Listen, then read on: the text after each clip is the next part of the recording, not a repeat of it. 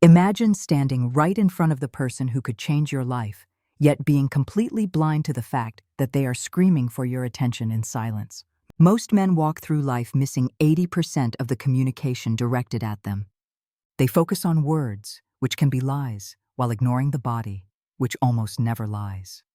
This blindness leads to missed connections, painful misunderstandings, and a profound sense of loneliness even in a crowded room. If you are tired of guessing and want to finally understand the hidden code of female psychology, you need to commit to this journey right now. By subscribing and engaging with this material, you aren't just watching a video. You are agreeing to open your eyes to a reality that has been invisible to you until this very moment.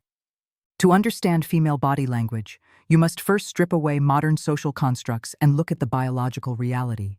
Women are evolutionarily wired to be more calibrated readers of nonverbal cues than men because for thousands of years, their survival and the survival of their offspring depended on it. Conversely, their own body language is designed to be subtle. In the mating dance, overt aggression or obvious signals can be dangerous or socially costly. Therefore, a woman's interest is rarely displayed like a neon sign. It is broadcast on a frequency that requires fine-tuning to hear. This is the concept of plausible deniability. Almost every signal a woman gives of attraction can be explained away as just being friendly if she is rejected. You must learn to look past the deniability to find the intent. We begin with the limbic system. This is the emotional brain, the part responsible for the fight, flight, or freeze response. Unlike the neocortex, which is where speech and logic reside, the limbic system reacts instantaneously to the environment. When a woman is in the presence of someone she is attracted to, or conversely, someone she feels unsafe with, her limbic system triggers physical reactions she cannot control. If you see a woman cross her arms, do not immediately assume she is closed off. Look at her fingers. If her hands are gripping her biceps tightly, it is a self-hug, a limbic response to comfort herself from stress or cold. However, if the arms are crossed loosely and the thumbs are pointing up, this is a posture of confidence and observation. Context is everything. You cannot read a sentence by looking at one letter, and you cannot read a woman by looking at one gesture. This brings us to the most critical rule of this entire analysis: the baseline.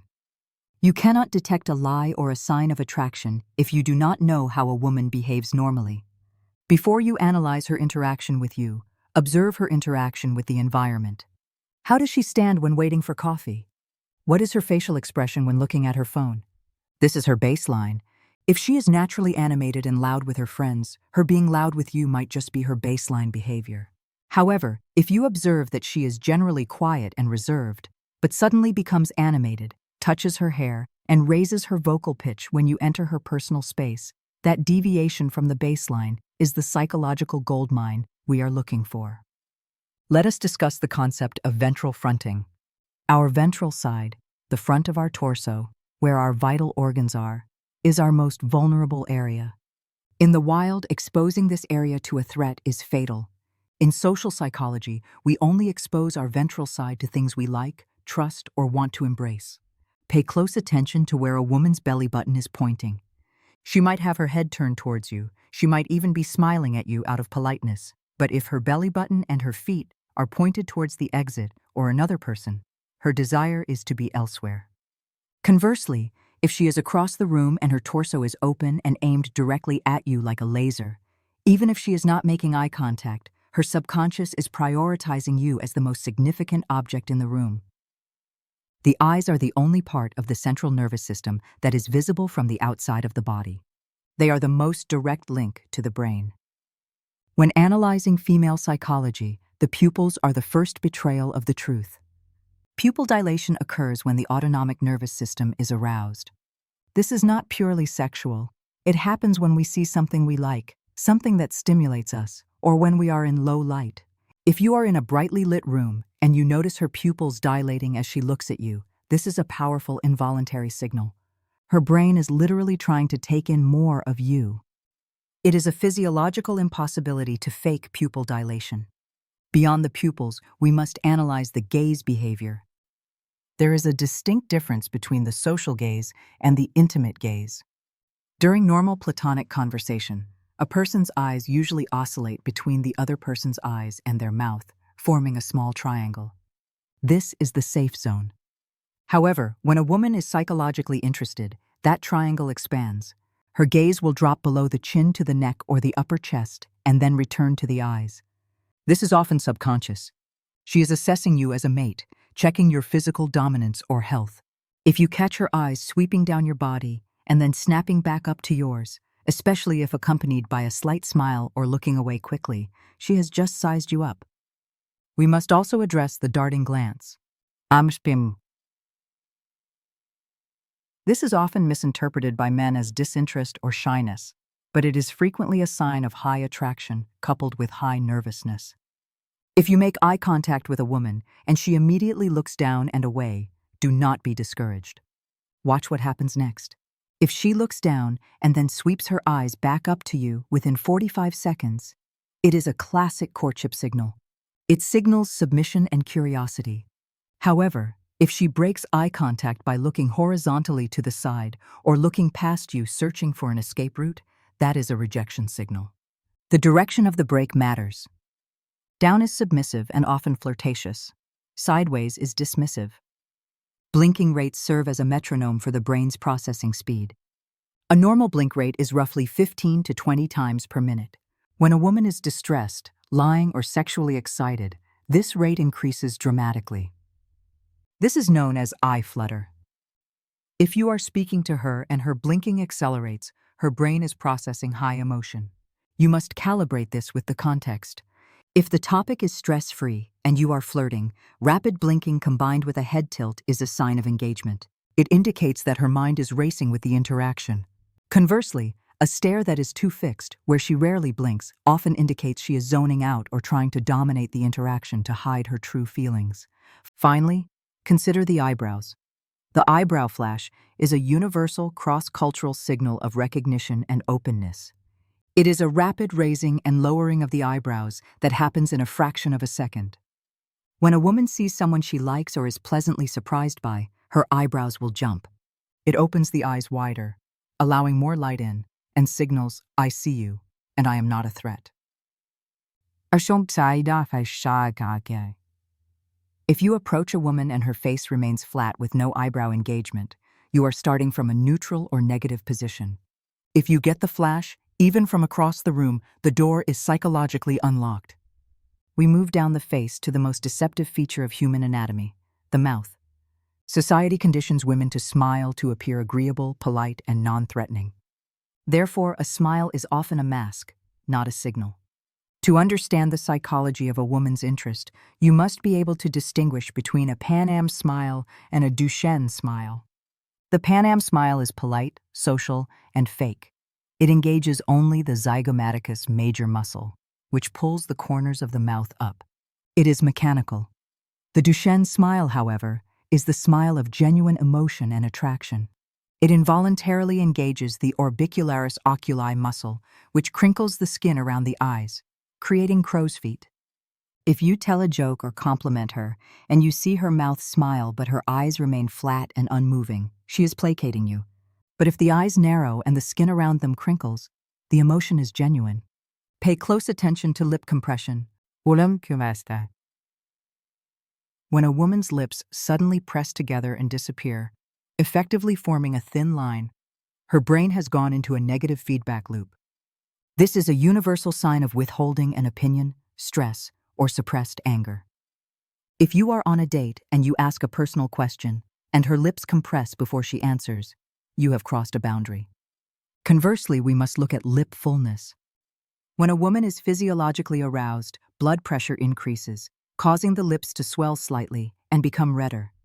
This is an autonomic response mimicking the flushing of sexual readiness. If she begins licking her lips or biting her lower lip while looking at you, she is not just drawing attention to her mouth, she is subconsciously trying to moisturize them because the fight or flight excitement can cause a dry mouth, or she is trying to sensitize the nerves there. We must also analyze the asymmetry of facial expressions. In the study of deception, the face is rarely perfectly symmetrical when an emotion is feigned. A flash of contempt, the most destructive relationship emotion, often manifests as a slight raising of just one corner of the mouth. It looks like a half smile, but is actually a sign of superiority and disrespect. If you see this micro-expression, even for a split second, it overrides any words of affection she might be saying. On the other hand, a genuine look of attraction often involves the mouth slightly parting. This is the mouth slightly open posture, which signals that she is relaxed and her defenses are lowered. In evolutionary terms, a closed mouth is a guarded mouth. An open mouth indicates receptiveness. The neck is one of the most vital and vulnerable parts of the human anatomy. It houses the jugular vein and the carotid artery, the lifelines of the brain. In the animal kingdom, a predator attacks the throat to kill. Therefore, exposing the neck is the ultimate sign of trust and submission. If a woman is talking to you and she tilts her head to the side, exposing her neck, she is subconsciously telling you that she does not see you as a threat.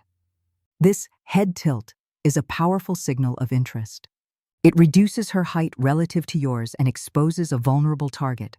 It is often accompanied by a softening of the eyes. If she is stiff-necked, keeping her chin tucked down or holding her head perfectly straight, she is in a defensive or professional mindset, maintaining a barrier between her vulnerability and you. However, the neck also provides a clear signal of high anxiety. At the base of the throat, where the collarbones meet, lies the suprasternal notch. Shutterstock. When a woman feels threatened, insecure, or worried, her hand will often shoot up to cover this area.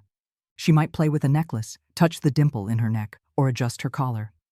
This is a pacifying behavior designed to protect the vulnerable throat area.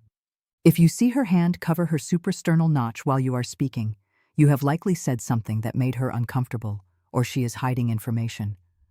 Watch for this during difficult conversations. It is a reliable lie detector or stress indicator.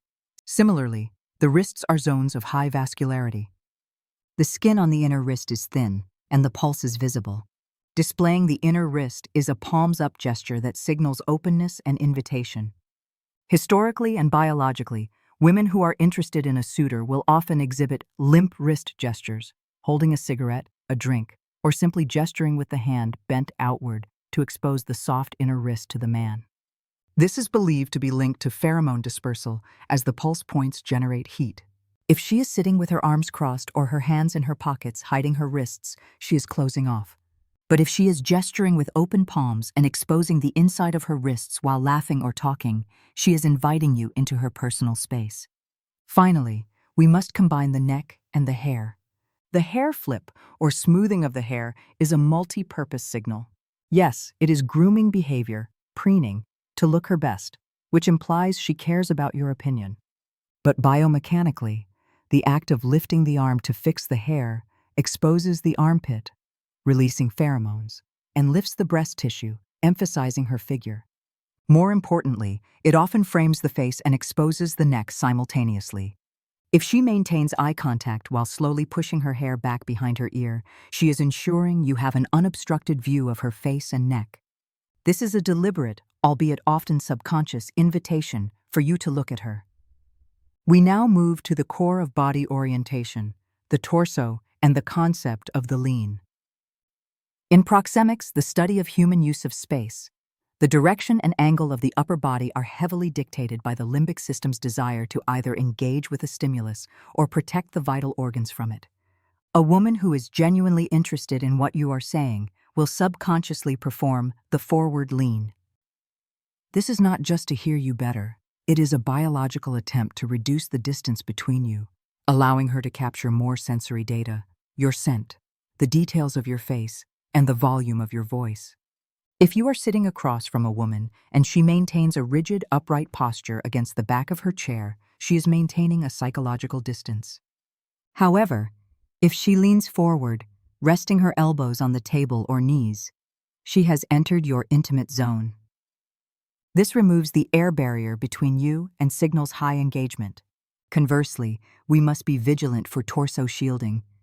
Even if a woman is talking to you, watch what she does with objects in her environment. If she takes her purse, a cushion, or a wine glass and holds it directly in front of her chest or stomach, she is building a fortress. This is a low confidence or high discomfort signal. She is physically placing an object between her vulnerable ventral side and you. This often happens when a man is being too aggressive or the conversation has hit a lull. The moment she moves that object to the side, placing the bag on the floor or the drink on the table, she has subconsciously decided to disarm herself. That removal of the barrier is a green light indicating that comfort has been established. We must also analyze the subtle psychology of breathing patterns visible in the torso. When a woman is attracted to someone, her breathing rate often shifts. You may notice her chest rising and falling more rapidly due to increased heart rate, or conversely, she may take a deep, heaving breath, a reset breath. A deep breath that expands the upper chest is often a sign that she is trying to calm her nerves because she feels a strong emotion. Furthermore, high attraction often leads to chest thrusting or better posture. Evolutionarily, animals puff out their chests to look healthier and more dominant. A woman who suddenly straightens her spine and pushes her chest forward when you look at her is practically preening. She's displaying her fitness and figure to you, trying to maximize her physical appeal in your eyes. While the face can be trained to lie and the hands can be controlled, the feet are the most honest part of the human body. They are the furthest from the brain, and we rarely consciously think about what they are doing. In an evolutionary context, the feet are responsible for the flight in fight or flight. Therefore, they always point towards where the person wants to go. You might be having a conversation with a woman who is smiling and nodding, but if you look down and see her feet are pointed towards the exit or towards another person in the group, the conversation is over. Her brain has already signaled her legs to prepare to leave.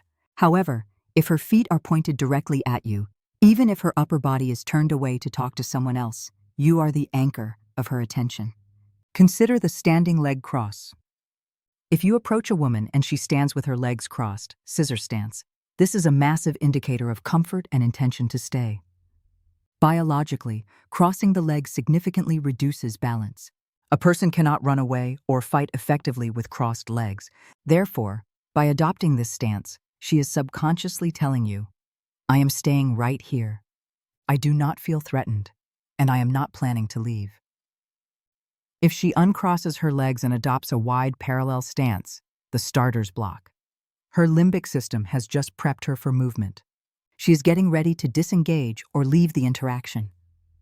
When seated, the knee point becomes a directional arrow. If she crosses her legs, watch the top knee. Does it point towards you or away from you? If she crosses her legs so that the elevated knee creates a barrier between you and her, she is blocking you out. This is the closed cross. However, if she crosses her legs the other way, opening her thighs towards you and pointing her knee at you, this is an open cross. It exposes her body to you and invites closeness. Furthermore, pay attention to the shoe play or dangling shoe. If she slips her heel out of her shoe and lets it dangle from her toes, playing with it rhythmically, she is in a state of high relaxation and often flirtation. This gesture draws attention to the legs and suggests she is comfortable enough to be partially undressed in your presence. It is a very high interest signal. Finally, look for pigeon toes. This is when a woman stands or sits with her toes pointed inward towards each other. While this can sometimes indicate bad posture, in a dating context, it is often a sign of submissiveness and approachability. It makes the body appear smaller and less threatening. If a woman is attracted to a man she perceives as dominant or high value, she may subconsciously adopt this stance to signal that she is harmless and compliant. It suggests she is feeling a mix of attraction and intimidation, in a positive sense. Conversely, feet planted wide apart signify territory dominance and likely a lack of romantic deference at that moment. We now enter the realm of proxemics, the study of personal space, and the phenomenon known as isopraxis or mirroring. Mirroring is the ultimate subconscious complement. When two people are in deep rapport, their bodies naturally synchronize. If a woman is attracted to you or deeply respects you, she will essentially become a mirror image of you. If you pick up your drink, she picks up hers. If you lean back, she leans back. If you speak quietly, she lowers her voice. This is not a conscious decision. It is her mirror neurons firing in the brain, signaling, I am like you and I am with you. If you want to test the level of her engagement, do a deliberate movement. Shift your weight or cross your legs. If she follows suit within 10 to 20 seconds, you have established a neural link. If she remains rigid and out of sync, the rapport is broken or non-existent. In terms of space, you must understand the intimate zone, which is generally defined as the radius of about 18 inches, 45 centimeters, around a person. This is a protected bubble. Only family, close friends, and lovers are allowed inside. To gauge her interest, you must test this boundary. Do not invade it aggressively. Instead, step slightly into this zone to show something on your phone or to hear better. If she holds her ground or leans in to meet you, she has mentally accepted you as an intimate partner.